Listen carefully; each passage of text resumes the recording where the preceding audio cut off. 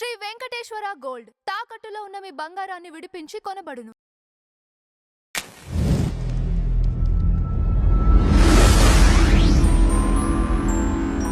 మన తెలుగు వాళ్ళం అని చెప్పుకుంటున్న ఒక వంశం ఏదైతే రాచకొండ దేవరకొండ నుంచి పరిపాలించిందో రేచర్ల వంశం, వీళ్ళు వెన్నుపోటు పొడిచారు కాపై. ఇప్పుడు ఆయన ముసలాయన అయిపోయాడా? సుమారు 80 సంవత్సరాల పైనే ఉంటాయి ఆ ఒప్పందం చేసుకునేసరికి. వారి మనవరాలు ముసునూరి గాయత్రీదేవి చనిపోయింది, కొడుకు వినాయక దేవుడు చనిపోయాడు. మొత్తం అసలు కుటుంబమే ప్రాణత్యాగాలు చేసింది. ఇప్పుడు మిగిలిన రాజ్యాన్ని అతను పరిపాలించుకునేవచ్చు కదా. వీళ్ళు ఏం చేశారు? కాకతీయులకి మేమే అసలు సిసలైన వారసులు, వరంగల్లో ఉంటే మేము ఉండాలి, ఇతను ఉండటం ఏంటి అని ఈ రాచకొండ దేవరకొండ ఏదైతే రాజులు ఉన్నారో, రేచర్ల అనపోత నాయకుడు అండి ఆయన. మనకేంటంటే వాళ్ళ తమ్ముడు మాదా నాయకుడితో కలిసి ఒక పెద్ద సైన్యాన్ని, సుమారుగా ఒక 60,000 సైన్యాన్ని తయారు చేసుకొని, అప్పుడు ఈయన దగ్గర ఎంత 20,000 సైన్యం కూడా లేదు కాపై దగ్గర. వాళ్ళు సర్జికల్ స్ట్రైక్ చేశారు రాత్రికి రాత్రి చేసి కాపైని పట్టుకొని యుద్ధంలో ఒక ముసలాయన, అప్పటికే 80 దాటిని, ఒక మహావీరుణ్ణి సాటి తెలుగువారే పొట్టన పెట్టుకున్నారు. ఇది అసలు భారతదేశ చరిత్రలోనే అత్యంత చీకటి విషాదం అనమాట. ఈ విషయాన్ని చెప్పింది ఎవరో తెలుసా? ఆర్ఎస్ఎస్ వాళ్ళే. ఆర్ఎస్ఎస్ వాళ్ళకి ఒక ఏకాత్మతా స్తోత్రం అని ఒకటి ఉంటుందండి. అందులో భారతదేశానికి సంబంధించినటువంటి నదులు, తర్వాత రాజులు, వీళ్ళ పేర్లు ఉంటాయి. అందులో 25వ శ్లోకంలో మనకి ముసునూరి నాయకో అని వస్తుంది. అంటే ఇప్పటికీ వాళ్ళు సంధ్యావందనం చేసేటప్పుడు ఈ పేర్లని చదువుతారు. అందులో ముసునూరు వాళ్ళకు కూడా స్థానాన్ని కల్పించారు, అంత గొప్ప రాజులని. మరి ఒక తెలుగు వీరుడు ఏదైతే తెలుగు జాతి కోసం జీవితాంతం పోరాడాడో, సాటి తెలుగు వాళ్లే వచ్చి చంపేశారు. అది చాలా దురదృష్టకరం.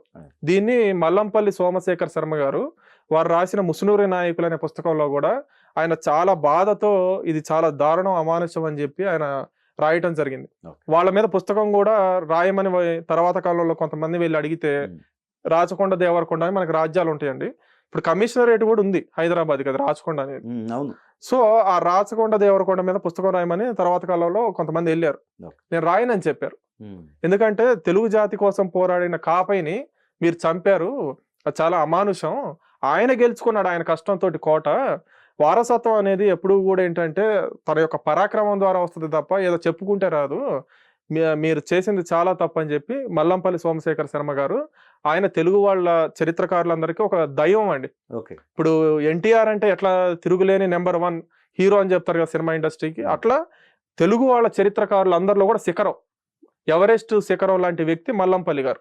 ఆయన రాశారు ముసునూరు నాయకుల గురించి. ఆయన రాయబట్టే చరిత్రలో వీళ్ళ పేర్లు నిలబడ్డాయి.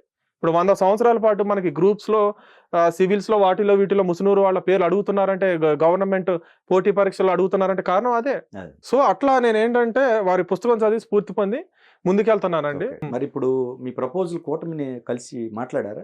మాకుందండి ఆలోచన కూడా, ఖచ్చితంగా అది చేయాలి. ఎందుకంటే ఇది మన జాతి యొక్క, తెలుగు జాతి యొక్క ఆత్మాభిమానం ఇప్పుడు. ఎందుకంటే వాళ్ళు యుద్ధాలు చేసింది తెలుగు జాతి కోసం, వాళ్ళ కోసం కాదు. మనకి చరిత్రలో ఎంతో మంది రాజులు ఉంటారు, రాజ్య విస్తరణ కోసమో, లేకపోతే అక్కడ ఉన్న డబ్బుల కోసం, నగల కోసమో, వజ్రాల కోసం, వైడూర్యాల కోసం యుద్ధాలు చేస్తారు. కానీ ప్రోలయ కాపై చేసిన యుద్ధాలు అలాంటివి కాదు, వాళ్ళు ధర్మ రక్షణ కోసం చేశారు. రామరాజ్యంతో పోల్చబడింది ప్రోలయ రాజ్యం. రామరాజ్యంలో ఎలాంటి బాధలు ఉండేవి కాదు, సర్వ ప్రాణులకి కూడా న్యాయం జరిగేది. అలాగే ప్రోలయ రాజ్యంలో కూడా పన్ను అండి. ఇప్పుడు ప్రోలయ ఒక మాట అనొచ్చండి, ఏమనంటే ఇప్పుడు మనకి కష్టాలు ఉన్నాయండి, ముస్లిం ఢిల్లీ సుల్తాన్లు ఇట్లా చేశారు, కొంచెం ఎక్కువ పన్ను కట్టండి, కొంచెం ప్రభుత్వాన్ని నడపడానికి లేవు అని చెప్పి అనొచ్చు కదా.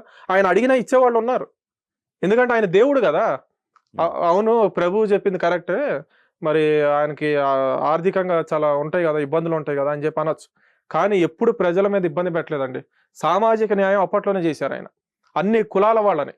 ఇప్పుడు సహజంగా ఏంటంటే చరిత్రలో కొంతమంది విమర్శకులు ఏం చేస్తారంటే, అంటే హిందూ మతాన్ని వ్యతిరేకించే వాళ్ళు, ఇది కేవలం కొంతమంది మతమే, కొన్ని కులాలకు ప్రాతినిధ్యం దక్కలేదు, మరి ముఖ్యంగా శూద్రులకి దక్కలేదు అంటారు. ఇప్పుడు మరి ప్రోలయ కాప ఇద్దరు కూడా స్పష్టంగా మేము శూద్రులు అని చెప్పుకున్నారు కదా. మరి బ్రాహ్మణులు కిరీటాలు పెట్టారు కదా. ఇది ఒక తప్పుడు ప్రచారం, హిందూ మతం మీద వస్తున్నటువంటి ఒక తప్పుడు ప్రచారం ఇది. హిందూ మతంలో ఎప్పుడూ కూడా పరాక్రమాన్ని బట్టి, వాళ్ళ యొక్క గుణగణాలను బట్టే చేశారు తప్ప ఎప్పుడు కూడా కులం ఆధారంగా చేయలేదండి. దానికి ఉదాహరణ ప్రోలయ కాపయ్య. వాళ్ళ యొక్క సామర్థ్యాన్ని బట్టి వాళ్ళు రాజులు అయ్యారు. అందుకనే వాళ్ళకి కిరీటాలు పెట్టారు. కాబట్టి ఏంటంటే ఇప్పుడు ప్రోలయ్య గారు ఇంకొకటి గొప్ప పని ఏం చేశారంటే మన తెలుగు జాతి వైభవాన్ని దశ దిశలా చాటడం కోసం 78 మంది కవులు ఉండేవాళ్ళండి. ఇప్పుడు మన కృష్ణదేవరాయలు ఉండేవారు కదా, అష్టదిగ్గజాలు అంటారు, 8 మంది. తర్వాత ఆయన భువన విజయం అని చెప్పి అనేవాళ్ళు ఆయన కోర్టుని. ప్రోలయ్య దగ్గర 78 మంది ఉండేవాళ్ళు అష్టదిగ్గజాలు అంటారు. వాళ్ళందరూ కూడా వివిధ రంగాల్లో నిష్ణాతులైనటువంటి కవులు. వాళ్ళందరినీ పండిత పర్వతాలు అనేవాళ్ళు. పండిత పర్వతాలు. ఇక్కడ వీళ్ళు ఏంటంటే మనకి అష్టదిగ్గజాలు అయితే వీళ్ళు పండిత పర్వతాలు. ఎందుకంటే ఒక్క డిబేట్లో కూడా ఎవరితో ఓడిపోయేవాళ్ళు కదండి. అంత గొప్ప ఆస్థానం అది ప్రోలయ్య గారిది. ఆయన ప్రోలవరం లాంటి గ్రామాలు ఎన్నో అనేకం దానం చేశారు. మరి అలాంటి మహావీరుడిని మనం గుర్తుపెట్టుకోకపోతే ఎలా? మన పూర్వీకుడు కదా ఆయన. తెలుగు వారందరూ కూడా ఈయన మహారాజు. భారతీయులే ఓన్ చేసుకుంటున్నారండి. ఉత్తర భారతదేశం పోతే ప్రోలయ్య గురించి కాపయ్య గురించి వాళ్ళు ఎంతో చాలా ఇంట్రెస్టెడ్గా ఉంటారు. నేను చాలా మందితో మాట్లాడా, ఏమండి మేము వికీపీడియాలో అక్కడిక్కడ చూస్తుంటాం ముసునూరు నాయకులని, మంచి ఇది ఉంది, వాళ్ళకి చరిత్ర ఉంది, కానీ అంత డీటెయిల్గా ఎక్కడ లేదండి. నేను అందుకని ఇంగ్లీష్లో కూడా తెస్తున్నానండి బుక్స్. త్వరలోనే చాలా డెప్త్గా డీటెయిల్డ్గా ఇంగ్లీష్లో కూడా తీసుకురావడం జరుగుతుంది. కాబట్టి ఏంటంటే మనకి తెలుగు భారతీయులందరూ కూడా ఓన్ చేసుకున్నారు మన వాళ్ళని. సో తెలుగు వాళ్ళు ఈరోజు ఐక్యంగా ఈ గాళం ఎత్తాలి. ఏమని? పోలవరానికి ముసునూరి ప్రోలయ్య పేరు పెట్టాలి, అక్కడ ప్రోలయ్య గారి విగ్రహం ఏర్పాటు చేయాలి, 100 అడుగుల విగ్రహం ఏర్పాటు చేయాలి. అక్కడ ఒక ఆయన చరిత్రను అంతా ప్రదర్శిస్తూ ఒక చిన్న ఏంటంటే ఒక కన్వెన్షన్ సెంటర్ లాంటిదో ఒక ఆడిటోరియం లాంటిదో ఒకటి ఏర్పాటు చేసి అక్కడికి వచ్చే టూరిస్టులందరికీ ఈయన చరిత్ర చెప్పాలి. అవునా కదా? కాబట్టి ఆయన పేరుకి అర్హత ఉంది. పోలవరానికి ఎవరు పేరు పెట్టాలనే దాంట్లో ప్రథమంగా అర్హత ఉన్నటువంటి వ్యక్తి ముసునూరి ప్రోలయ్య. అప్పుడే మనకు ఆయన త్యాగాలని గుర్తించినట్టు, ఆయన పోరాటాలని గుర్తించినట్టు, ఆయనకి తగిన సముచిత స్థానాన్ని కల్పించినట్టు. అవునా కదా? ఛత్రపతి శివాజీ గారి కంటే 400 సంవత్సరాల ముందు, శ్రీకృష్ణదేవరాయల కంటే 250-300 సంవత్సరాల ముందు యుద్ధాలు చేసినటువంటి మహావీరుడు ముసునూరి ప్రోలయ్య గారు. ఆయన లేకపోతే భారతదేశ చరిత్ర ఏందో కూడా గందరగోళం అని నేనల్లా, మల్లంపల్లి సోమశేఖర్ శర్మ గారు అన్నారు. అసలు ప్రోలయ్య నాయకుడు గనక విజయాన్ని సాధించకపోయి ఉంటే భారతదేశ చరిత్ర ఏమయ్యేదో, హిందువులందరూ ఏమయ్యేవాళ్ళో అని చెప్పి. ఇప్పుడు మనకి బెంగాల్ ఉందండి. బెంగాల్ ఒకప్పుడు ఉమ్మడి బెంగాలే, తర్వాత పశ్చిమ బెంగాల్, ఈస్ట్ బెంగాల్ అని చెప్పి మనకి విభజించారనమాట బ్రిటిష్ వాళ్ళ కాలంలో. విభజించు పాలించు. ఈ వెస్ట్ బెంగాల్ ఏమో హిందూ మెజారిటీ ఉండేది, ఈస్ట్ బెంగాల్ ఏమో మనకి ముస్లిం మెజారిటీ ఉండేది. తర్వాత కాలంలో ఏం చేశారు? పాకిస్తాన్ విభజించినప్పుడు అది అదొక స్వతంత్ర దేశం తర్వాత కాలంలో మారింది కదా 71లో. బంగ్లాదేశ్ అయింది. బంగ్లాదేశ్ అంటే బెంగాలీల యొక్క ఇదేంటి నేల అని అర్థం అనమాట. బంగ్లా అంటేనే బెంగాలీలు, కానీ వాళ్ళు ఆచరించే మతం వేరు. సేమ్ అట్లాగే ఏది తెలంగాణలో తెలుగే ఉండేది, ఆంధ్రాలో తెలుగే ఉండేది, కానీ మతాలు భిన్నంగా ఉండేవి అనమాట. అది జరిగేది ఖచ్చితంగా. ప్రోలయ్య కాపయ్య దానికి ఫుల్ స్టాప్ పెట్టారు. మరి అలాంటి యుగ పురుషుల్ని మనం మర్చిపోతే ఎలాగండి? అది కేవలం ఒక్కళ్ళ బాధ్యత చెప్పండి. ఇప్పుడు నా బాధ్యత, మల్లంపల్లి గారి బాధ్యత, లేకపోతే ఇంకొకరిదో కాదు కదా. ఒక 10 మందిది కాదు కదా, అందరిది. తెలుగువారు 10 కోట్ల మంది ఈరోజు ఏకం అవ్వాలి. అయ్యి వీరి యొక్క విగ్రహాలు అన్ని చోట్ల ఏర్పాటు చేయాలి.